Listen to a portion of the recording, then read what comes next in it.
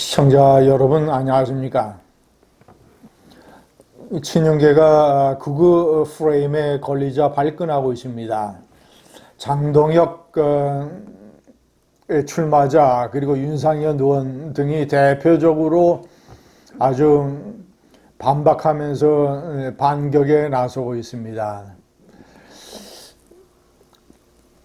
시청자 여러분, 이 정치판에서 이 프레임이라고 하는 것은 정말이지 가공할 만한 위력을 발휘합니다.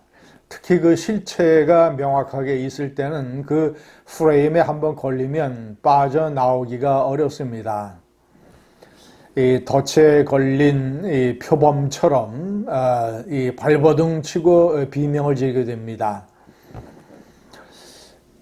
별로 실체가 없고 그 정치적으로 선동적인 이 한동훈 전 대표에 대한 배신자 프레임 때문에 지난번 대통령 후보 경선에서 한 전 대표가 얼마나 고생을 했습니까? 얼마나 사실상 패배한 것은 그 프레임에서 영남권의 꼴통 보수 당원들이 벗어나지 못했기 때문입니다. 아무것도 별로 내세울 게 없으면서 그저 윤석열 대통령의 눈에 넣어도 아프지 않을 이 후배가 왜 배신을 했느냐라고 한동훈 후보를 몰아쳤던 김문수. 그래서 제가 김문수가 안과 의사 출신인 줄 알았다고 했던 것 아니겠습니까? 결국은 김문수가 그걸로 실체적으로 약간의 득을 보기는 했습니다. 이 바보 같은 영남권 이 책임 당원들 때문에. 홍준표가 정치적으로 더 이상 성장할 수 없는 것도 이 배신자 프레임이나 극우 프레임보다는 상당히 약하지만 관종 프레임, 나이 많은 노쇠한 관종, 그래서 내부 총질만 일삼고 있다라는 관종 프레임에 영향을 받은 바가 큽니다. 시청자 여러분, 이재명 대통령이 밀어붙이려다가 막판에 강선우 문제를 자진 사퇴 형식으로 정리한 것도 갑질 프레임에 걸릴까봐 그것이 두려웠기 때문입니다. 한번 갑질 프레임에 걸리게 되면, 그러니까 강선우가 국무위원으로 자리 잡게 되면 이재명 정권이 잘못하는 것, 실수하는 것, 인사상의 갈등, 여러 가지 정책상의 오바 이런 것들 전부 다 강선우 갑질 프레임에 연결돼서 공격을 받게 될 것입니다. 서민과 국민을 위한다고 하더니 갑질이나 해대고 있다. 윤석열의 재판이다. 이런 식으로 밀어붙이게 되면 이재명 정권이 커다란 타격을 받습니다. 여권도 분열됩니다. 이미 이런 거를 뒤늦게 알아채고 이재명이 그래도 잽싸게 강선우 후보자를 사퇴 형식으로 정리를 한 것입니다. 이렇게 무섭습니다. 프레임이라고 하는 것은. 실체가 있는 프레임에는 절대 걸려서는 안 됩니다. 그런데 친윤계가 걸리고 말았습니다. 극우 프레임, 완벽한 실체를 가지고 있습니다. 극우 중에 극우, 전환길 같은 이 근거도 없고 근본도 없는 이상한 아주 극우파, 친한계를 일컬어서 민주당이 파괴한 간첩이라고 몰아붙이고 윤호개인을 외치고 탄핵에 반대하고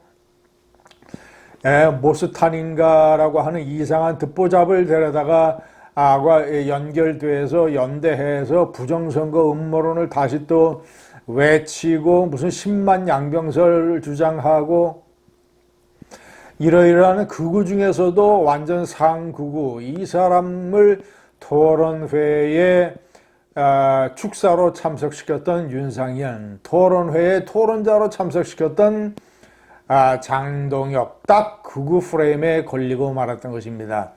누가 봐도 장동혁은 김문수를 꺾기 위해서 전환길과 같은 극우파의 지원을 받으려고 하는 속셈이 있다는 것을 너무나도 쉽게 드러내고 있습니다. 그러니까 극우 프레임에 딱 제1호가 장동혁이 되고 2호가 윤상현이 이미 김문수는 자통당의 대표까지 지냈다가 들어왔던 아주 거칠게 탄핵에 반대했던 그런 인물이기 때문에 뭐 이미 극우 프레임이 있는 것이고, 자, 이제 극우 프레임이 더욱더 선명하게 부각되게 된 것은 반극우 연대 움직임 때문입니다. 한동훈 전 대표, 안철수 의원, 조경태 출마자, 그리고 오세훈 시장 4인의 반극우 연대. 모양새 자체는 상당히 좋습니다. 물론 저는 냉철하게 얘기해서 현실적으로 얼마나 이것이 발전할 수 있는 것에 대해서는 회의적입니다. 대표적으로 오세훈 시장 같은 사람은 탄핵에 찬성하는 듯 했다가 막판에 탄핵에 반대쪽으로 돌아버리는 이런 기회주의적 이 속성을 보였기 때문에 반극우 연대의 연결고리 중에 하나가 되기에는 상당히 약합니다. 체질이.